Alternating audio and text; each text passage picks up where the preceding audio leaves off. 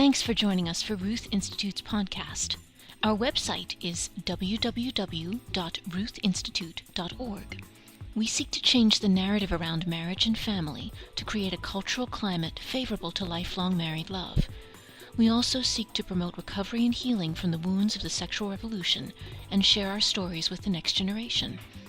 I encourage you to visit our website, where you can sign up for our free e-newsletter and receive more information on what we're doing around the country and how you can be involved.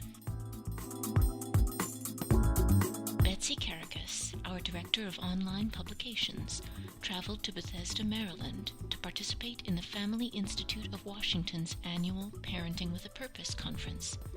Her topic was Tips for Happy Marriage and Effective Parenting. When she's not keeping all of our ducks in a row at the Ruth Institute, Betsy also blogs at parentingisfunny.wordpress.com. Next speaker is Betsy Kerekes. She is the co-author with an old friend of mine, Jennifer Roback Morse, of 101 Tips for Marrying the Right Person and 101 Tips for a Happier Marriage. You have a complimentary copy of the latter, 101 Tips for a Happier Marriage, on your tables. And if you don't find one on your table, there's, I believe, more on the back table. The book begins with this incredibly encouraging epigraph: God is good, you are not. Your spouse is not. The tips are all great. I've actually been working on number 3 for about 3 years. So hope to move on to number 4 sometime. Betsy has contributed to Alatea, Caternet, Catholic Lane, Catholic Exchange, Catholic Mom, Southern Cross, Creative Minority Report. She's been a frequent guest on Catholic radio nationwide.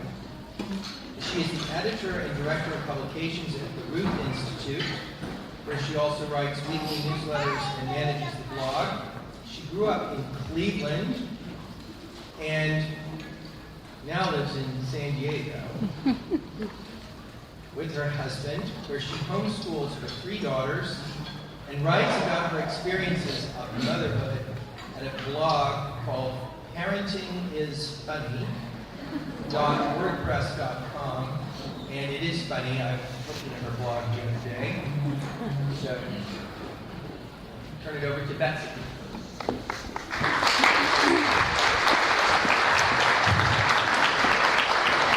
It's a little tight. You just stick it back in.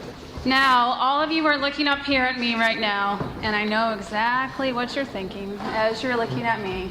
And yes, you do finally have a female speaker today. So I'm the mother of 6 children, 3 of them back home in San Diego, 2 in heaven where the weather is almost the same as San Diego, and 1 in the oven, a little bit warmer there. The thing about miscarriages, as sad as they are, I've learned to accept them because some wise person told me 2 things. One is that our goal, actually our mandate as parents, is to get our children to heaven, right? So those 2 that are in heaven, I can put a check mark in the box next to their name. They have arrived. And I can't begrudge them that. They get to avoid this valley of tears entirely and be with our Lord and Our Lady. So I'm happy for them for that, and I look forward to, God willing, meeting them someday. And the other thing is, they know nobody on earth except their immediate family. So when they have all that prayer time, when they're not praising God and singing with the angels, they can pray for just our family. They don't care about anybody else. So when you need something, just say, hey, Dominic up there, can you just tug on our Lord's sleeve and say, hey, my family needs a new van. That's my Catholic life hack, is use your children, because God listens to the prayers of children before he listens to us. For instance, one time I went to the grocery store and with all my kids, and I put the groceries in the trunk and the kids in the back, not the other way around. Learn from your mistakes. And the car wouldn't start. So I tried it again, tried it a 3rd time, still nothing. So I turned to the kids and said, okay, girls, I need you to say, Jesus, please make the car start. So they dutifully responded, and then the car started. And I said, see, girls, Jesus listens to your prayers. It was a good learning moment for them. Of course, that could backfire on you if it doesn't work, but that's also a teachable moment. Sometimes God says no, sometimes God says wait. Then again, it may have started because I had mint chocolate chip ice cream in the trunk, and God has his priorities. Now, if it had been rocky road, he may have just let it melt, because you know how God feels about the rocky road. Am I right? So, well, we're here to talk about our living children and how we can get them to heaven. And the best way to do that is by having a good, solid marriage. We need to set that example for our children. And the way to have a good, solid marriage is in one hyphenated word, and that would be self-sacrifice. Remember St. Therese in her little way? She had her epiphany when she saw her dad outside working in the garden and thought, I bet he would like a nice, cool glass of water. So she took it out to him, and it just delighted him. It really made his day. And she realized it's so simple, just doing small things with great love. And that's what we need to remember to do in our daily lives with our spouses. I'm getting up for a cup of coffee. Can I get you one too? I'd really like to watch Die Hard 4 tonight, but my husband wants to watch the Great American Baking Show. Fine. We can watch Bruce Willis blow things up tomorrow night. That's okay too. So, it's well and good to self-sacrifice all you can, but sometimes things happen and you need to have a discussion with your husband. We'll say discussion. But just keep in mind one thing, and that is winning is for losers. You don't have to win every argument. There are some people who like to pick arguments just for the sake of winning. I believe they're called lawyers. Sorry if any of you are lawyers in here. So those people are difficult to live with. You don't want to be one of those people. And really, in any discrepancy of agreements, the person who cares more should be the one who wins, right? We don't want to be a jerk and say, obviously he wants this more, but I want what I want, so who cares? That's not any kind of good attitude to have. Our vocation to marriage means we have to get ourselves and our spouse and our children to heaven. And the advantage of being married is that you have a helpmate to get you there. And that could be in the other person lifting you up spiritually, or it could be in the form of purgatory time, getting taken away. Either way, it's a win-win. So, when you do have to have a larger discussion, just keep in mind that you should choose the right time to have this talk. It shouldn't be when you're both hungry or you're both tired. I've noticed that people are either cranky because they're hungry or because they're tired. Those are the two main reasons, it seems. And I've even noticed this with each of our children when they were babies. If one of them would cry, my husband would say, she must be hungry, and I would say, she must be tired. So we're each thinking the way that we work. So don't be tired, don't be hungry if you need to have a discussion. Okay, make sure you're both in a good mood. I don't ascribe to that whole don't let the sun set on your anger necessarily, because if you're in bed at night and it's getting late and you're both tired, chances are you're just going to prolong the conversation. It's okay to sleep on it, where the next morning you have a fresh perspective and you're well rested. That would tend to make your argument much shorter. It's also nice if you can kind of couch the discussion in such a way that you're blaming yourself as well as your spouse. It just kind of takes the heat and the edge off it.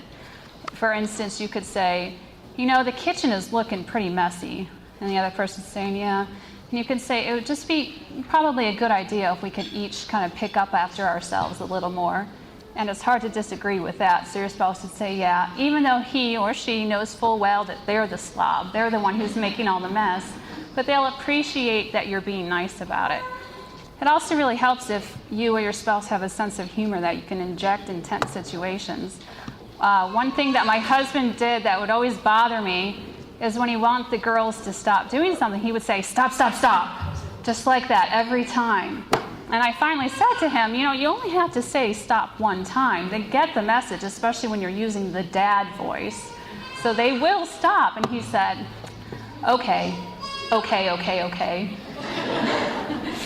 that just made me laugh. He could have gotten defensive or said, you know, whatever he could have said. But he made a joke, and then we just both laughed about it. And then the thing was, I noticed that he couldn't help himself. He still does the 3-stop thing. And I realized, why should that bother me? It's not a big deal at all. He doesn't mean to do it. He's not thinking, oh, my wife said, please don't do that. In the heat of the moment, he's going to say it. And it doesn't bother me anymore, especially because I think on his joke, and it just makes me smile and think how lucky I am that he takes things so well when I want to criticize something as silly as that even. So in addition to choosing the right time, if something does bother you, especially the larger things, you don't want to keep that inside. You don't want to let it fester because that will just make it worse, and eventually it will blow up, and then you have this big argument. So find a good time, find the right time, don't wait too long. Also, you don't want a gunny sack. You don't want to have this big duffel bag full of your grievances against your spouse that you just unload on them all at once. That's attacking the person. Nobody enjoys that. You just need to fight fair. Choose the thing that is bothering you and only talk about that. Don't bring up something from when you had dinner at Aunt Alice's house a month or two ago. That's no fair. You just talk about the issue at hand. Don't yell at each other if you can avoid that, because if you start yelling, your spouse tries to yell louder, you're yelling at the same time, you're not hearing what each other is saying. If one of you is speaking in a normal voice and the other person is yelling, then they're going to feel like a doofus and want to bring their voice down to the same level. Don't say things like, I never, you always do this. Those things are rarely true. In fact, absolutes are never correct. It only makes you sound juvenile, and it doesn't help further the argument. It just makes it prolonged, really. If you can touch each other, that really, it seems awkward to, if you're sitting on the couch, have your foot touching or your hand touching in some way, even though it seems like an awkward thing to do when you're upset at each other, but it really takes the tension off. It's hard to be mad at somebody when you're like holding hands, And if possible, it's okay to just say, I've heard what you said. Let me think about it. I want to take some time. You can go to your room.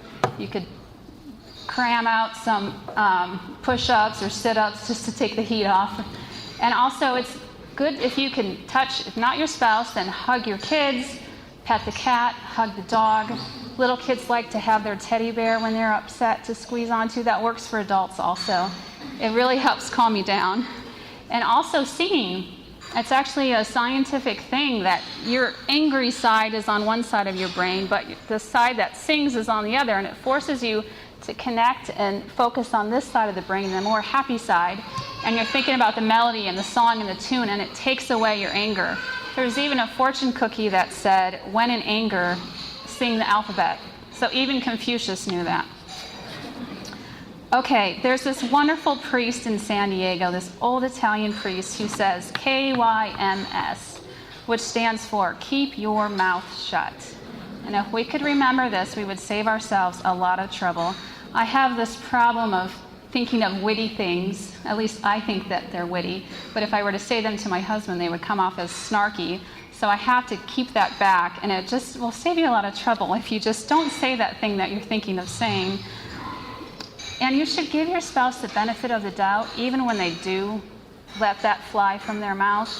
Think about when you take a picture of somebody as they're sneezing, and they just look awful. Nobody looks good when they have a picture taken while they're sneezing. So you just throw that picture away, because you think, this is not what my husband looks like. I know he looks much better than this, thankfully. So think of that instance of what he said or she said, and throw it out, just like the picture. That's not really him. That's not really her.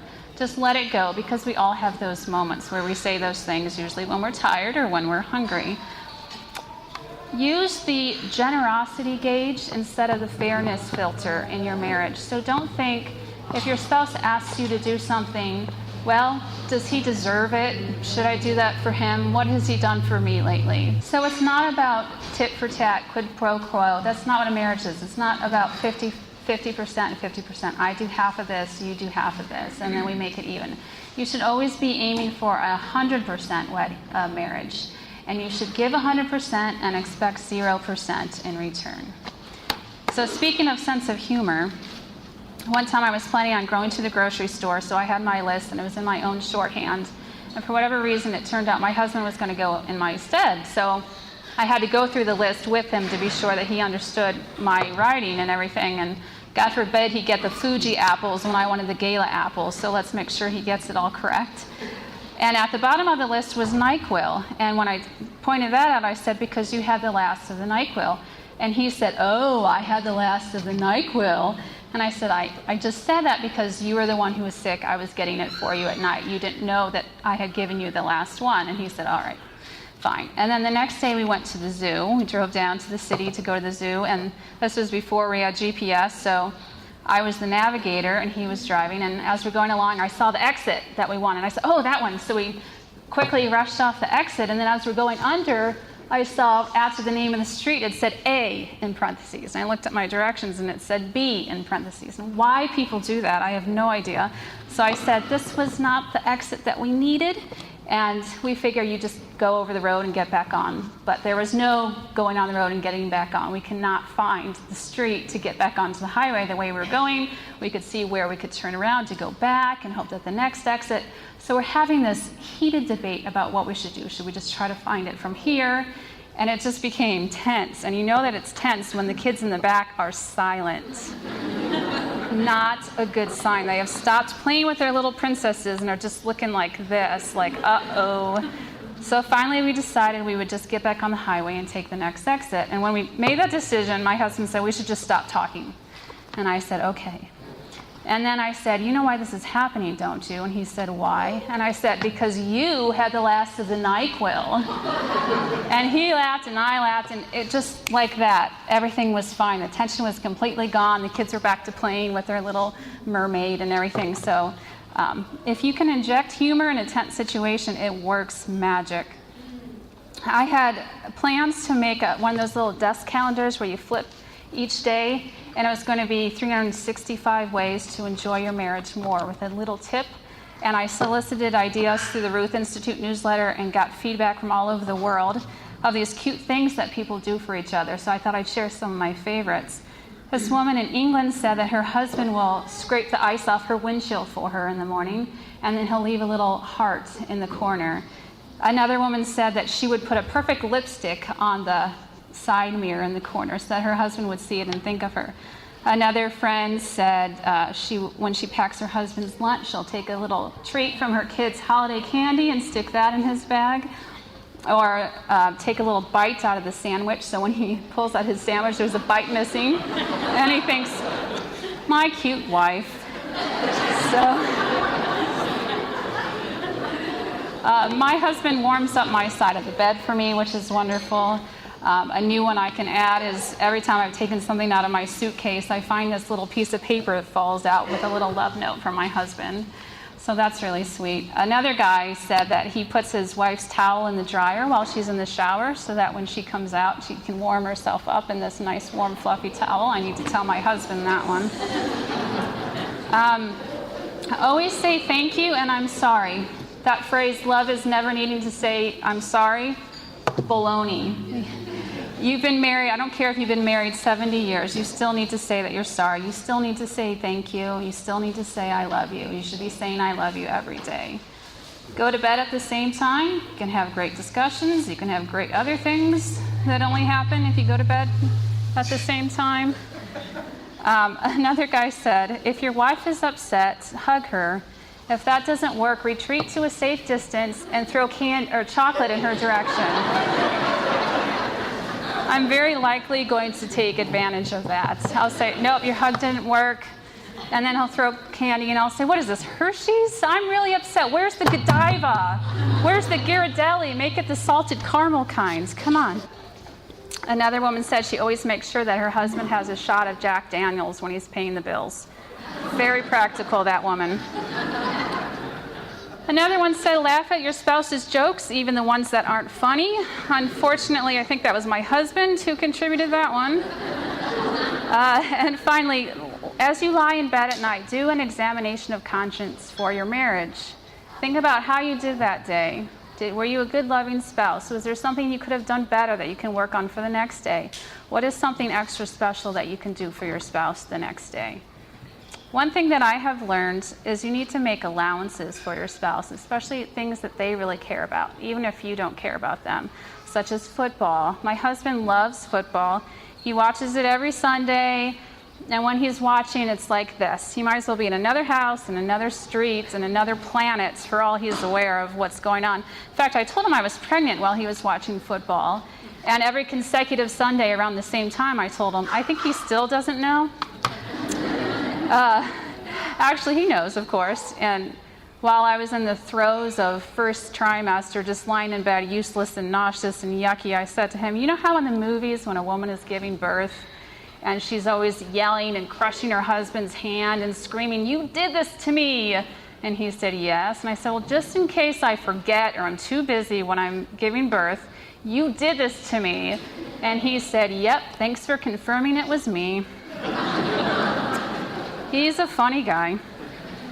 So you all are probably familiar with the 5 love languages, Gary Chapman's great book. There's works of service, gift giving, physical touch, quality time, and words of encouragement. And the way that they work is how your spouse shows you love through one of those 5 things, is how he or she also feels love in return. So if you have a gift giver spouse, it's good to every once in a while give him or her a little gift, just so that he or she acknowledges that, oh, you must love me too, because gift giving is my way of showing love. My husband is primarily physical touch, as I'm sure most men are, and one time he mentioned something about it to me, so I grabbed him with my cold hand, and he said, never mind, let's switch to words of encouragement until you warm up. And I thought, sucker. And these 5 love languages also work for children. It's a little tougher to figure out, at least it is for me, what their love languages are, unless it's affection. My middle child is extremely affectionate. She'll just occasionally declare, hug mama, and she'll grab onto my legs. I'm doing one of these things where you're trying to get going and you're dragging your leg behind and she won't let go. And I think to myself, cut the cord, kid. I need to put the lasagna in. But I would never say that, of course, because I don't cook lasagna. A lot of Catholics name their children after saints. Some of them don't. One person told me that when we choose saint names for our children, it's not actually us choosing the name, but the saint choosing that child to be the patron of that child. I thought that's a nice sentiment. And then a friend of mine, also named Betsy, was planning on naming her daughter Anne. But when her daughter came out, and she looked at her and thought, no, this isn't Emily. And her mother, who was there, said, you can't name her Emily. There's no Saint Emily. And she said, I'm sorry, but I just know that this isn't Emily. Mom said, okay. And then a few days later, she was looking through a saint book and found a Saint Emily. And she said, I found a Saint Emily. And guess when her feast day is? The day that your baby Emily was born.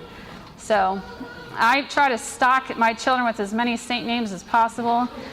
When we do our family prayers, we end with a litany of the saints, starting with my husband, the oldest, down to the youngest. We each say, and I say Elizabeth of Hungary, my patron. Everyone says pray for us. And if you're ambitious, you can do the middle names too. Now I want to tell you how we as parents teach our children to lie. And it has to do with the most evil of all parenting practices, potty training. I despise potty training. One of the first things I thought of when I found out I was pregnant was that I'm going to have to potty train another child. Every time I have to do this, I think, isn't there somebody that I can hire to do this for me? Is there a listing on Craigslist where people are actually putting themselves out there to potty train your children? And I thought, if there is, I do not want that person in my home. So I guess I'm stuck with it. So here's the situation. You've figured out that you finally potty trained your child. And then you have to say to little Johnny, Johnny, did you poop your pants? And Johnny says yes. And you say, Johnny, how could you do that? I just asked you 2 minutes ago, do you need to go potty? And you said no. And here you've made this mess in your pants, and it's so disgusting, and it stinks, and it might stain, and I have to clean it out, blah, blah, blah, blah, blah. The next day, Johnny, did you poop your pants? Johnny says, no, Mommy. And then you say, why are you lying to me? I can see it, I can smell it, you pooped your pants. Well, children, just like adults, we don't like to be yelled at. So this is how, with our attitude, we have to be careful how we act and what we say to our children. You want your children to be comfortable enough telling you the truth. Mom, I put your phone in the toaster. That's great, hon. Mom, I broke the lamp. Okay, thanks for telling me. Mom, I microwaved the cat. Again. If that happens, you might have a discipline problem. That's something else you need to deal with. You guys remember Maria von Trapp from Sound of Music? Classic. She wrote a book called Trapp Family Singers, in which she told the real story, the behind-the-scenes story. Nothing like the movie, really, unfortunately. She wouldn't let her children watch the movie because she didn't want them to get a big head about it or feel like their life was sensationalized, especially because it was not very much like the movie. But one of the things that she said was, she told her children there are 3 things they're not allowed to play with. Matches, scissors, and I forget the third thing, so we'll just say explosives. So one day, Brigitte, we'll say, walked by with scissors, and Maria had to go take them from her and said, "No scissors, I told you no scissors." And the next day was matches. "I told you you're not allowed to play with matches." And then the third day she walks by with a brick of C4 and a cell phone remote detonation device, and Maria had to go take it from her and say, "I told you no scissors, no matches, no incendiary devices. Why did you not listen to me?" And Brigitte said, "I just needed to know that you meant it." And isn't that the truth? Kids will test us. They want to know that our discipline is sound, which is why, of course, we need to make sure we're on the same page with our spouse. And oftentimes, a kid will come to me and say, "Can I do this?" And I'll say, "Well, what did your dad say?" And they'll say, "Dad said ask mom." That happens a lot, but at least you know that then you're going to have the same answer. There was a study done a few years back at an elementary school where they had this nice big field to play on at recess with a fence around it. And the children would spread out all over up to the fence and play at recess time. And then they thought, let's take the fence away and see what happens. So they took the fence away, and the children all huddled together near the school. They didn't want to go out there because they didn't feel safe. They didn't know where the boundaries are. So just like in our home life, in our family, with the discipline we do, we need to make sure that the children are fully aware of what the boundaries are, just like our Lord does with us. He gives us the rules and the guidelines, not because he's strict and mean, but because he loves us and he wants us to know the right way to live. He tells us no contraception because contraception is not good for us. Don't live together before you're married. Everybody else is doing it. Why can't we? Well, he has his reasons, and he is the all-knowing God, so do listen to him. One thing we tell our children when we ask them to do something for us is to answer with, "Yes, Mom," "Yes, Dad." And that way they have acknowledged that they've heard what we've asked them to do. So if we go back and say, "Why isn't your room clean?" I'll say, "Well, we didn't hear you say that." And you can say, "Well, you did acknowledge me because you said, 'Yes, Mommy,' when I asked that." Another trick is your children like to feel a part of the family. So we will say, "Kerekeses don't throw fits in the middle of the grocery store. And in this family, we finish our food," or whatever it is. And it's a great motivator, especially for the youngest, the newest member who wants to feel a part of this family. So if you can just point out, bringing them into the family, this is what we do in this family. And then they're like, "Oh, okay, Mommy." Also, you don't want to ever end a statement with, "Okay, we're going to leave the park in 5 minutes, okay?" Because then children have the idea of you're asking them a question, and they have the opportunity to say, "No, it's not okay." So what you mean when you say okay is, do you understand? So when you say we're leaving in 5 minutes, you need to start cleaning up now, you understand? And then they can say yes, and it's not a big surprise. Another thing I like to do with my children is when I'm walking down the hallway toward their room when they're supposed to have gotten dressed in their pajamas, I'll say, "I'm coming. Is Mom going to be happy or sad when she reaches your room?" And because they're not little monsters most of the time, they want to make Mom happy, so they're quickly, I can hear them rushing and getting ready. So it's good to be silly with your children, like Pope Francis said at the early stages of his pontificate. One of the things I like to do is when I'm reading them stories, I'll just throw something in my same reading voice, so I try to like trick them. So I'll say something, they'll be like, "No, that's not in the book," and they'll laugh. This can also backfire. I was reading my daughter a book on cats because she loves cats, and I read, "Cats are fun and playful, just like Mama. Cats are beautiful and smart, just like Mama." Then my husband walked in and said, "Cats are furry and poop all over the place." And my daughter said, "Just like Mama."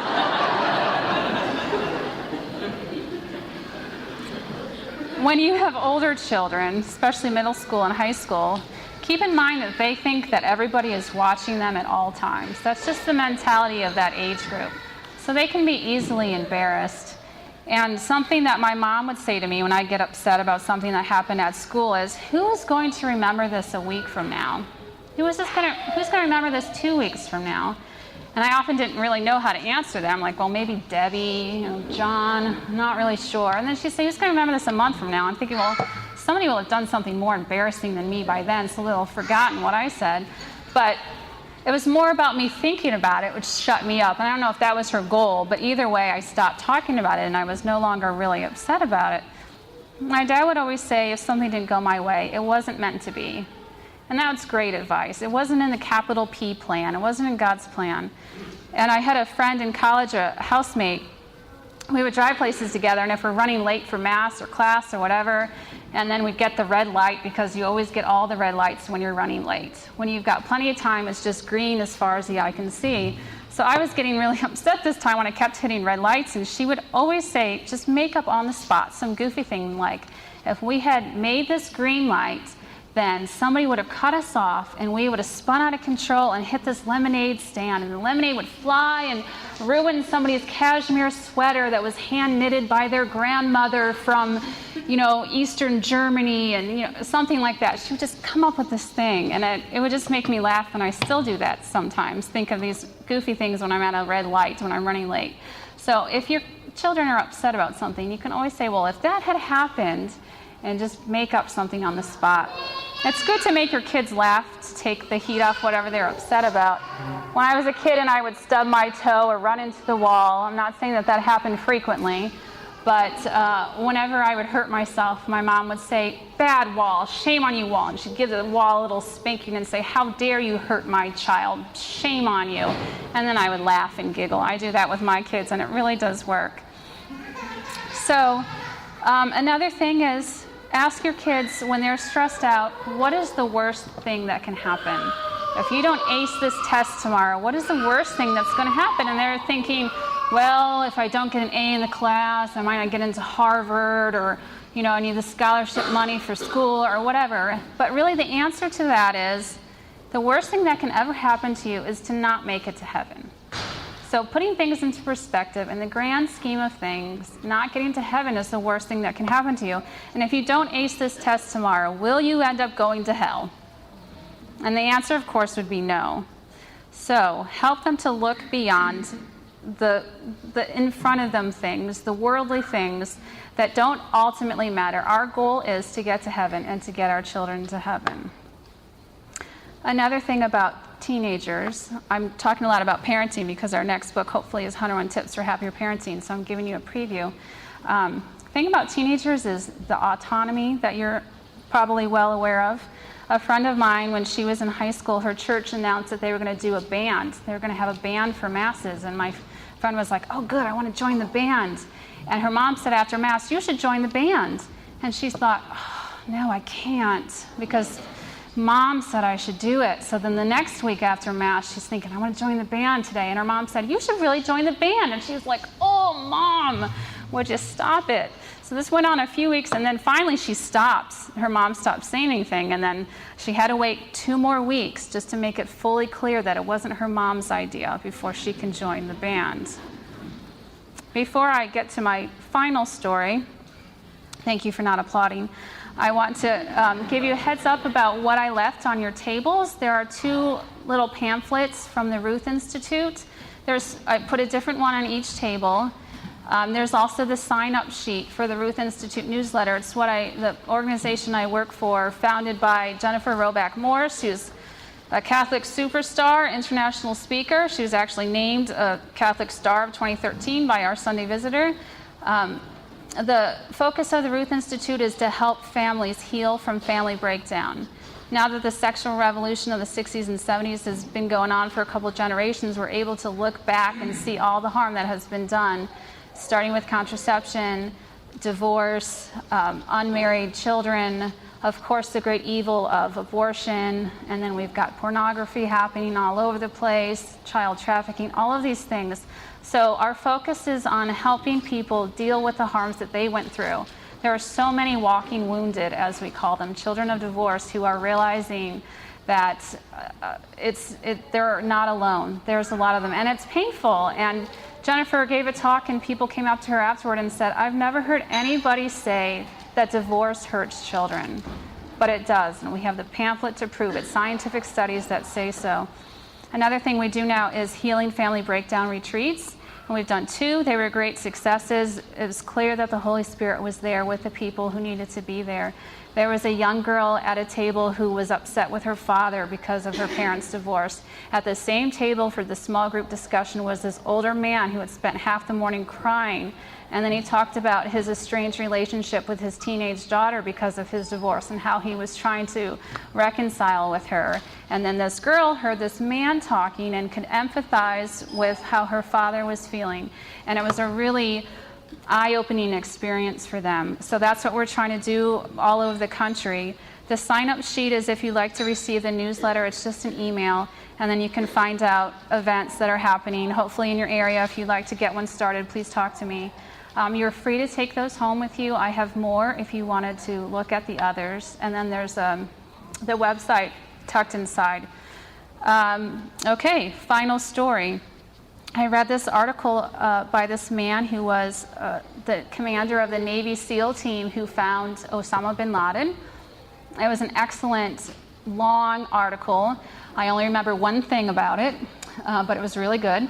And that was geared toward the young men that he was training, but I could see how it related so well to parenting. So especially moms with young children, of which there are a bunch of you here, I know how you wake up in the morning and you have all these ideas of what you want to accomplish that day. Do the laundry, unload the dishwasher, take a shower. And you get back to bed that night and you sometimes just feel miserable because you weren't able to get anything done aside from keeping your children alive, which of course is a good and lofty and noble goal. But other times your house is falling apart around you. The mice under the table are using the crumbs to build pyramids to their fallen leaders. So that's a problem. When the rodents are building the civilization at your feet, that's when you need to make some changes. So the thing that this man said was, make your bed. Simple, make your bed. Because when you go back to your room at night feeling like the day was wasted and you see your lovely, beautiful bed that you made that morning, you realize that you have accomplished something. Your day was not a waste. It was difficult, but you did get that one thing done. So also count your blessings. If you are a stay-at-home mom, be grateful to God that you have that opportunity. And if you're not a stay-at-home mom, be grateful to God that you're able to leave the house. And speak with adult human beings during the day. So what I want to leave you with is be grateful for what you have, your blessings, and also make your bed. Thank you.